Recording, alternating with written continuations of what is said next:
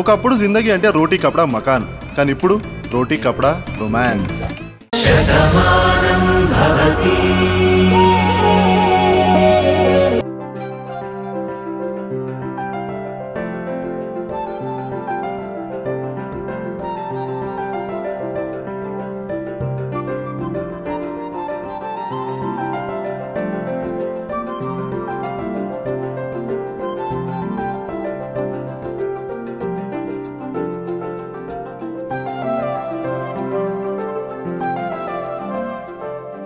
Aunty, ఈరోజు మీరు ఇవ్వబోయే product presentation చాలా గ్రాండ్ సక్సెస్ అవుతుందని నాకు నమ్మకం ఉంది. ఫార్ములా కూడా తయారైంది కాబట్టి ఈ టెండర్ మనకి ఓకే అయినట్టే. ఊర్మిళ, చాలా రోజుల తర్వాత బిజినెస్ విషయంలో మళ్ళీ శుభవార్తలు వింటున్నాం. All the best. Thank you. All the best చెల్లెమ్మా. థాంక్స్ అన్నయ్య. Good luck. ఎంతో మందికి ఉపాధి కలిగించాలన్న అమ్మ కోరిక మళ్ళీ నెరవేరుతుంది.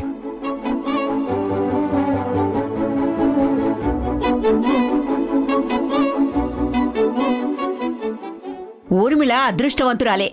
అది ఏది ప్రారంభించినా విజయవంతం అవుతుంది, అందులో సందేహం లేదు.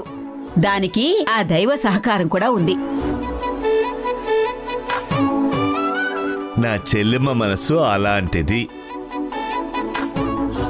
మా చెల్లెమ్మ తన మంచి మనసుతో ఏ పనిని ప్రారంభించినా ఆ మనసుకి ఆ భగవంతుడు ఎప్పుడూ సహకరిస్తాడు. నీకెప్పుడు విజయమే చెల్లెమ్మా.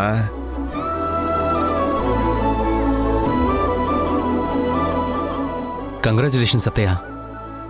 రేపు అన్ని న్యూస్ పేపర్స్లో మీ పేరే హెడ్లైన్స్లో రావాలి.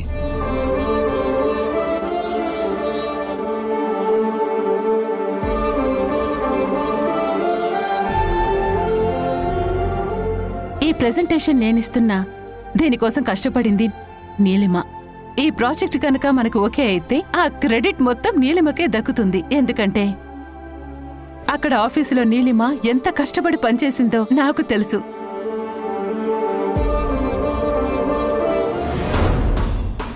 ఫార్ములాలో అగరబత్తి యాష్ పడింది, మొత్తం ఫార్ములా కాలిపోయింది. ఇంకో 1 అవర్లో దీని గురించి ప్రజెంటేషన్ ఇవ్వడానికి చైర్పర్సన్ మేడం వస్తున్నారు. ఇప్పుడు ఎలా? ఇలా జరుగుతుందని ఎవరం అనుకోలేదు, కానీ ఇప్పుడేం చెప్తాం?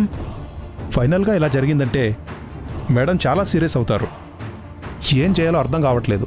అర్హత లేని వాళ్ళందరినీ అందలం ఎక్కించాలనుకుంటే ఏం జరుగుతుందో ఊర్మిళాదేవి తెలుసుకుంటుంది. ఆ నీలిమనే పోస్టు నుంచి పీకేసి ప్రమోషన్ నాకిస్తుంది. నీలిమా, అందరి ముందు నాకు వార్నింగ్ ఇచ్చావు కదా, ఇది నా రిటర్న్ గిఫ్ట్. ఈరోజు ట్విస్ట్ అదిరిపోతుంది. కార్తిక్, బయలుదేరదామా? ఆల్ ది బెస్ట్ నాన్న. థ్యాంక్స్ మావయ్య. సరే అన్నయ్య, వెళ్ళొస్తాం. జాగ్రత్త చెల్లెమ్మా. వస్తామండి.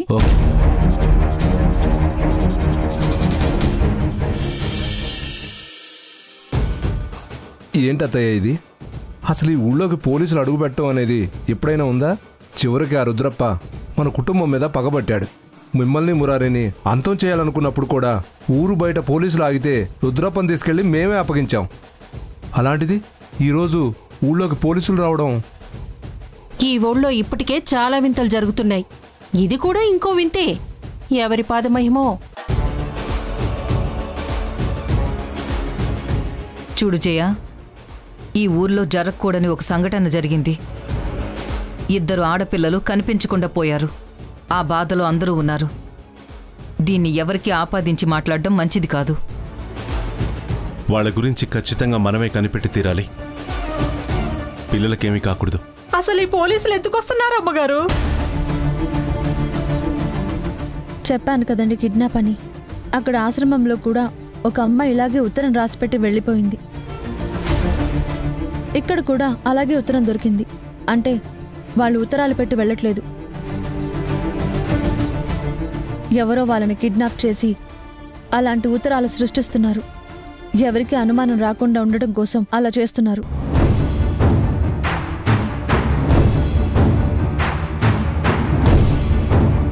ఇప్పుడు ఆ పోలీసులు లెటర్ తీసుకొని వస్తున్నారు.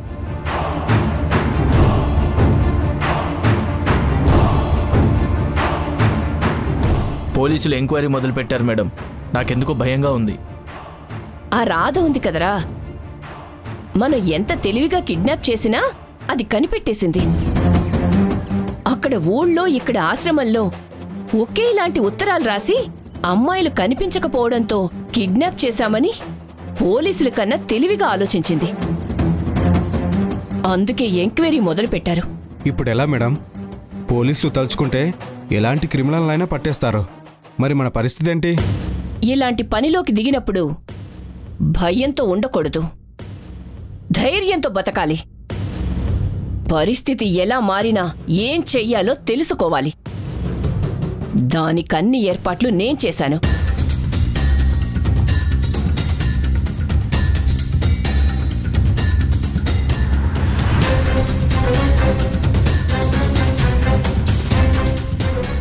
రండెస్ఐ గారు, మీ గురించి అందరం చూస్తున్నాం. ఆ లెటర్ ఎక్కడుంది మేడం? ఇదిగోండి. అక్కడ మీరు ఆశ్రమంలో చూపించిన లెటర్, ఇక్కడ మాకు దొరికిన లెటరు ఒకేలా ఉన్నాయి. మీరే చెక్ చేయండి.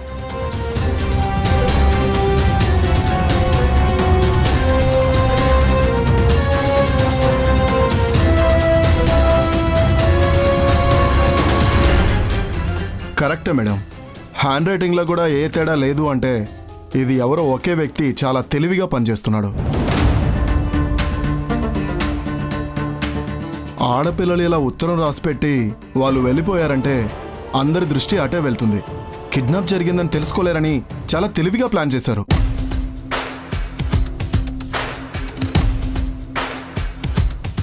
ఈ క్రిమినల్ ఎవరో గాని చాలా మేధావి, పక్కా ప్రొఫెషనల్ అయి ఉండాలి. వాడు ఎంతటి వాడైనా, ఎంత తెలివైన వాడైనా సరే తప్పించుకోవడానికి వీల్లేదు. ఇది ఆడపిల్లలకు సంబంధించిన విషయం. ఆ పిల్లలకి ఏమీ కాకూడదు. వాడు మాత్రం కటకటాలు పాలవ్వాలి. చూడండి సేగారు, మా ప్రయత్నాలు మేము చేస్తున్నాం. కానీ మీ డిపార్ట్మెంట్ తలుచుకుంటే నేరస్తుల్ని పట్టుకోగలరు అనే నమ్మకంతో మొదటిసారిగా ఈ కేసును మీకు అప్పచెప్తున్నాం. తొందరగా ఈ కేసును ముగించండి. తప్పకుండా సార్. కిడ్నాప్ అని మాకు పూర్తిగా కన్ఫర్మ్ అయింది. నేరస్తుడు ఎంత తెలివైన వాడైనా ఏదో ఒక చిన్న క్లూ వదిలేస్తాడు, దాంతో మాకు దొరుకుతాడు.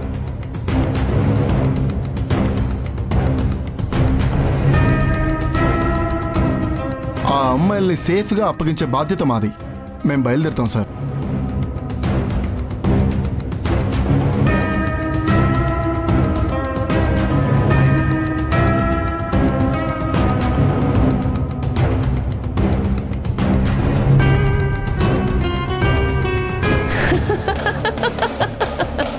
ఏంటి మేడం నవ్వుతున్నారు? పోలీసుల ఎంక్వైరీ ఎలా ఉంటుందో మాకు బాగా తెలుసు. వాళ్ళకి అనుమానం వచ్చిందంటే అన్ని చోట్ల వాళ్ళు వెతకడం మొదలు పెడతారు. ఖచ్చితంగా మనం దొరికిపోతాం.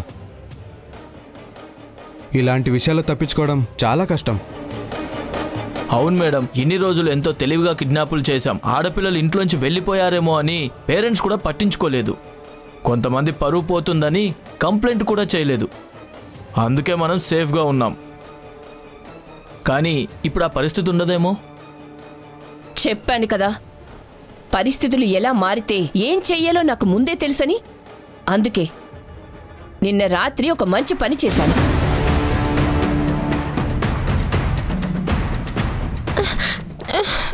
ఇదే మీకు ఆఖరిసారిగా చెప్తున్నాను. మర్యాదగా మమ్మల్ని వదిలేయండి. మేము మీ గురించి చెప్పాము. మా మురారి అన్నయ్యకి మీరు దొరికారంటే మిమ్మల్ని వదిలిపెట్టడు. బాగా ఆలోచించుకోండి. మీకు దండం పెడతాను, దయచేసి మమ్మల్ని వదిలేయండి. పులి నోటికి జింక చిక్కాక ఎంత వేడుకున్నా కనికరించదు. ఇప్పుడు మీ పరిస్థితి కూడా అదే. ఒకరు బెదిరించినా నేను భయపడను. ఇంకొకరు కన్నీళ్లు పెట్టుకున్నా నేనస్సలు కరగను. చెప్పాను కదా, మీ మీద కోట్లు సంపాదించాలని. మీ ఒంట్లో ఉన్న అవయవాలకు అంత విలువ ఉన్నప్పుడు అంత తెలివి తక్కువగా నేనెలా వదిలేస్తాను? ఇంక మురారి అంటావా? వాణ్ణి ఎలా ఇరికించాలో ఏం చెయ్యాలో నాకు తెలుసు.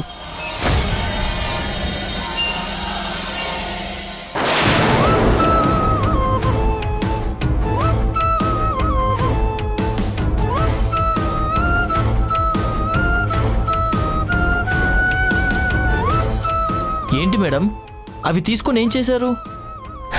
ఏం చెయ్యాలో అదే చేశాను. ఇప్పుడు నేను చేసిన పనికి రిజల్ట్ కనిపిస్తుంది, చూడండి. ఒక నిమిషం ఆగండి.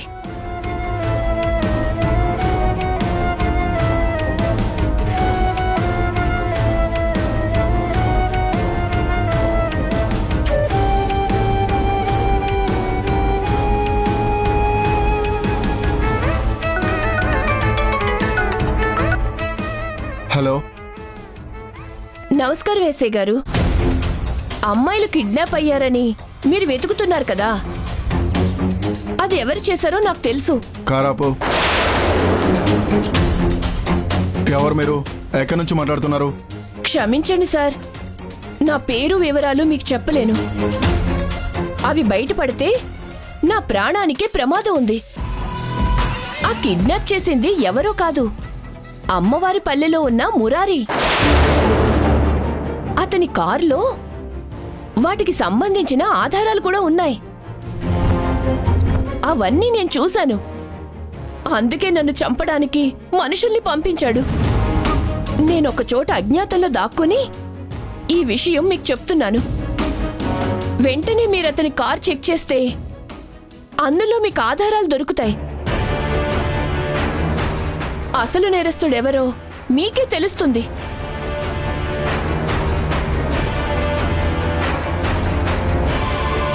జీప్ వెనక్కి తిప్పు.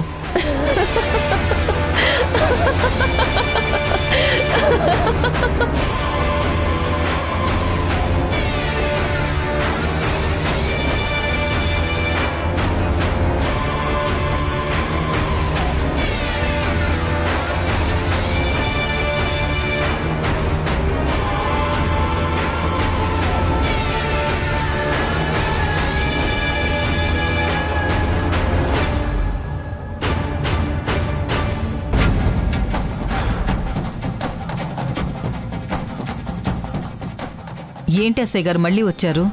మేడం, అసలు నేరస్తుడు ఎవరు అనే దాని గురించి మాకు క్లూ దొరికింది. అవునా? ఎవరో చెప్పండి, నేను కూడా వస్తాను. చెప్తాను. ముందు మీ కార్ చెక్ చేయాలి.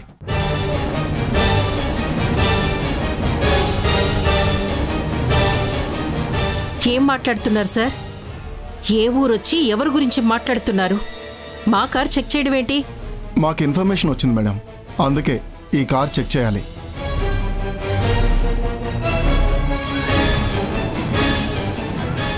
కిడ్నాప్ జరిగిందని నేనే చెప్పాను.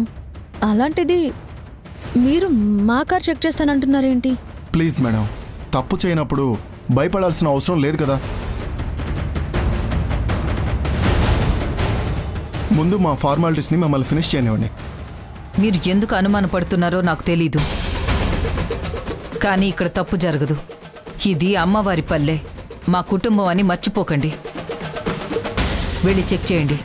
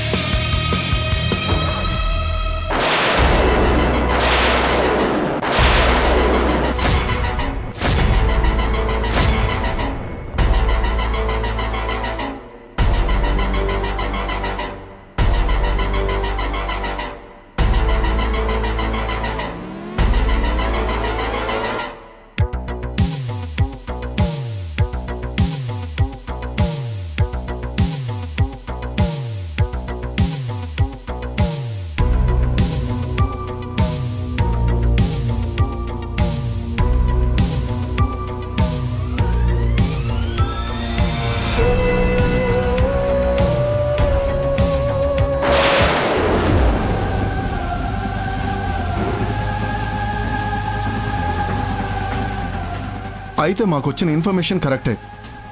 ఈ కిడ్నాపర్ ఎవరో కాదు, మురారియే.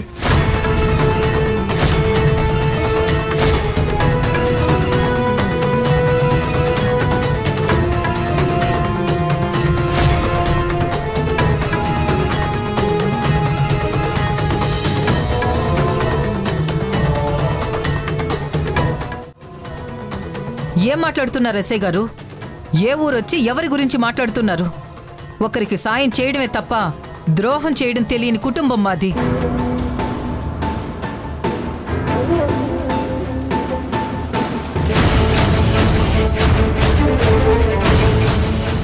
అలాంటి నా కొడుకు మీద మీరంత నింద వేస్తున్నారు. దీనికి మూల్యం చెల్లించుకోక తప్పదు. ఇదిగోండి చూడండి.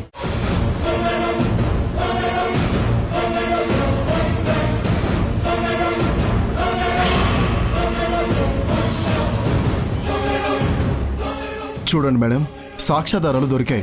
ఈ కిడ్నాప్ చేసింది ఇతనేనని ఇప్పుడే మాకు ఫోన్ వచ్చింది. కారులో ఈ ఆధారాలు ఉన్నాయని అందుకే మేం కారు చెక్ చేసాం.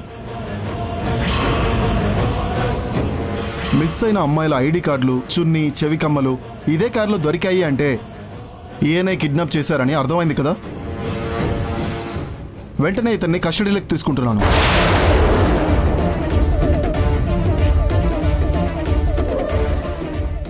లేదండి, మురారి గారు కిడ్నాప్ చేయడం ఏంటి?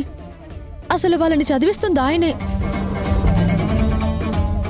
అయినా వాళ్ళు మిస్ అయ్యారని తెలిసిన దగ్గర నుంచి తనెంతో టెన్షన్ పడుతున్నారు.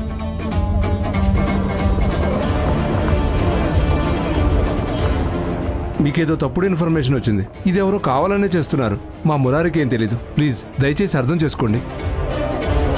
అవునండి, మా మావయ్య చాలా మంచి వ్యక్తి. అసలు వీళ్ళందరూ మిస్ అయ్యారని మేము ఆశ్రమానికి వెళ్ళినప్పుడే మాకు తెలిసింది. అలాంటిది మా మావయ్య ఎలా చేస్తాడు? అన్ని విషయాలు ఇంట్రాగేషన్లో తెలుస్తాయి.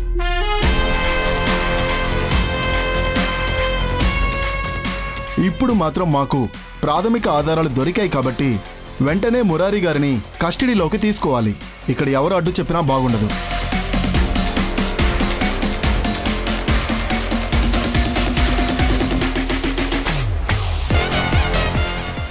మురారి గారు, యు ఆర్ అండర్ అరెస్ట్.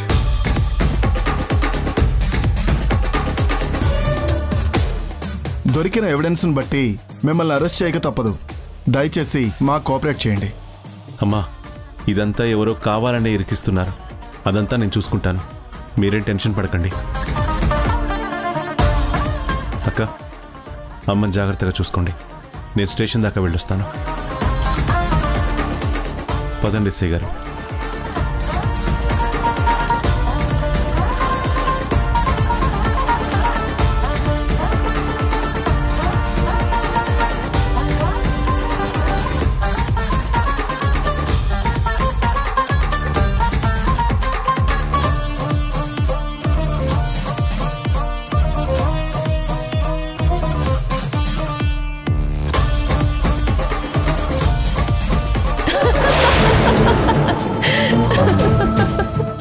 ఇదిరా నా ప్లాన్.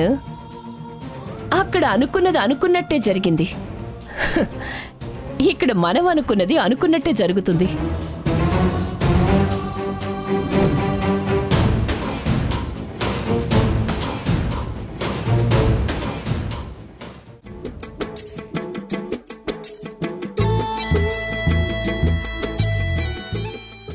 Good morning madam. నమస్తే. ఏంటి మీరంతా బయట వెయిట్ చేస్తున్నారు? మేడం, అదేంటంటే మీతో మాట్లాడాలి. ఇంకాసేపట్లో మన కాన్ఫరెన్స్ స్టార్ట్ అవుతుంది కదా, అక్కడే మాట్లాడుకుందాం. అది కాదు మేడం, అసలు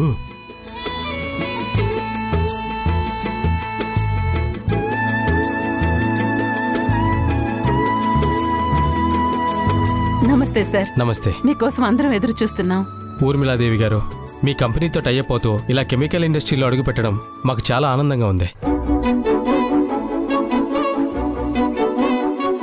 ఈరోజు మీరిచ్చే ప్రజెంటేషన్ కోసం మేము చాలా ఇంట్రెస్టింగ్గా ఎదురు చూస్తున్నాం. మీ కంపెనీతో టైఅప్ అవ్వడం అనేది మాకు కూడా చాలా సంతోషంగా ఉంది. ఈ ఇండస్ట్రీ వల్ల ఒక 200 మందికి ఉపాధి కలుగుతుంది. అది నాకు మరీ ఆనందంగా ఉంది. ప్లీజ్ పదండి. Okay, welcome sir. Thank you. Hello sir. Yeah, రండి ప్లీజ్. యా మేడం, మీతో కొంచెం అర్జెంటుగా మాట్లాడాలి. సరే, అలాగే మాట్లాడదాం. నీలిమా, గెస్ట్లకు ఏం కావాలో చూడు. సరే పదండి. ప్లీజ్ సార్, కూర్చోండి. Sir, thank you.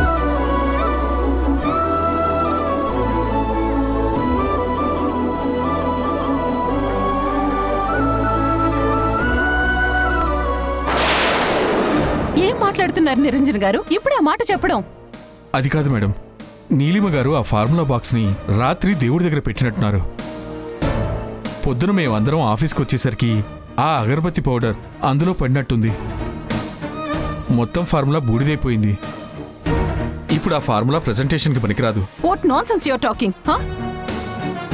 ఎంతో ప్రెస్టీజియస్ గా తీసుకున్నటువంటి ప్రాజెక్ట్ ఇది. మన ప్రెజెంటేషన్ కోసం వాళ్ళెంతలా ఎదురు చూస్తున్నారు వాళ్ళ మాటల్లో మీరే విన్నారు కదా. అరే, ఈ టైంలో ఇంత నిక్ ఆఫ్ ద టైంలో మీరు ఈ మాట చెప్తే ఇప్పుడు మనం ఏం చేయగలుగుతాం చెప్పండి? అదే మేడం, మాకు అర్థం కావడం లేదు. ఈ విషయం మీకు ఎలాగైనా చెప్పాలనుకున్నాం. మీరు వస్తే మీతో చెప్దామనుకున్నాం. కానీ మీరు వచ్చేసరికి వాళ్ళు కూడా వచ్చేసారు. అందుకే అక్కడ చెప్పే అవకాశం నాకు దొరకలేదు. ఇది మన కంపెనీ రెప్యుటేషన్ కి సంబంధించిన విషయం మాత్రమే కాదు. ఎంతో మంది ఇంకో కొత్త ప్రాజెక్ట్ వస్తుందని చెప్పేసి, దీనివల్ల మనకి ఉపాధి కలుగుతుందని చెప్పేసి ఆశగా ఎదురు చూస్తున్నారు. వాళ్ళందరికీ ఇప్పుడు నిరాశ ఎదురవుతుంది. అరే, 200 కోట్ల నష్టం గురించి నేను ఆలోచించటం లేదండి. 200 మంది ఉద్యోగాల గురించి నేను ఆలోచిస్తున్నాను. ఇప్పుడు ఏం చేయాలి? వాళ్ళందరికీ ఏమని సమాధానం చెప్పాలి?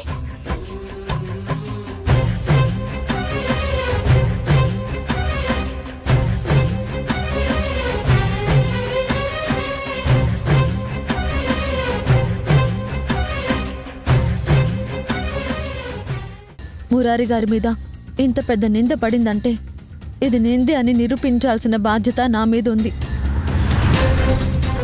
మీ పిల్లల్ని కూడా మీకు అప్పగిస్తాను. మురారి గారిని విడిపించి తీసుకొచ్చే బాధ్యత కూడా నాదే.